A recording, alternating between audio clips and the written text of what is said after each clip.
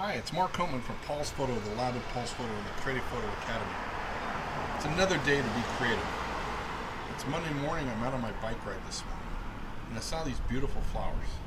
And I wanted to spend a minute photographing with you and talking to you about how you find your subject. So I have here the Nikon Z7 II with the 70-200 lens on it. Now I'm on my bike, I've got my compact tripod. No, I don't have the macro rail or any of the fun stuff with me. So I'm just using the lens, the 70-200 at the minimum focusing distance, about 4.5 feet away. You can see I've got this beautiful pattern created.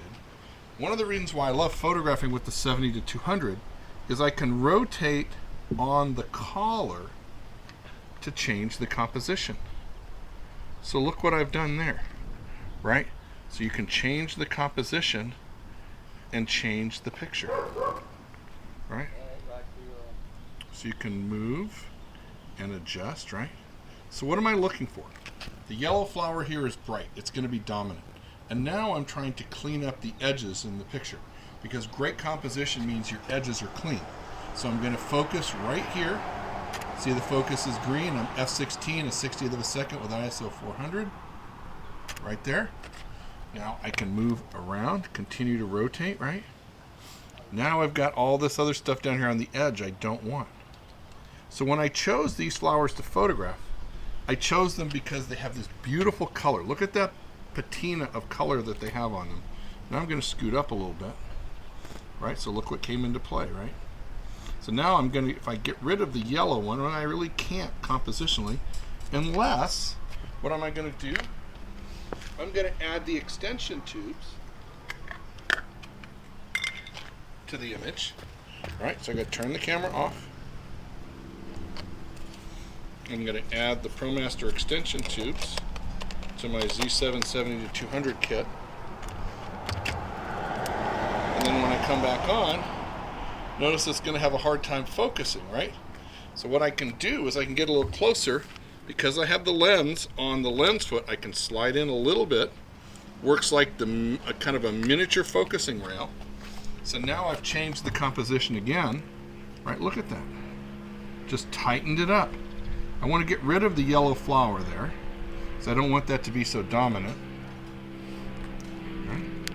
Focus right here. Shoot. Now I'm going to rotate.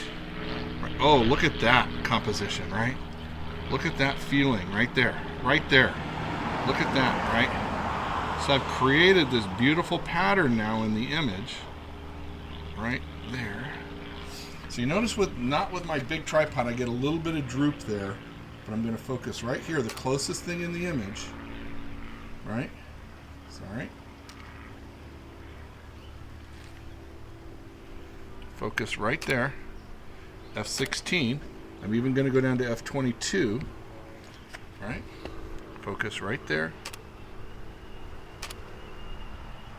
And look at that photo. Isn't that awesome? Now I can take this little out in the computer there.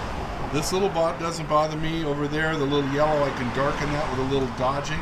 It's a beautiful image with a nice, tight, exciting composition. So that's how we do macro photography. You have to be precise. And people ask me, Mark, the macro is so much math and you talk about all these different things. That's right, because that's what it takes. I'm going to back up just a little bit here. Give me a little more room. Just like that. Right there. Oh, I'm going to come back just a little bit here. Go to the left just a little bit.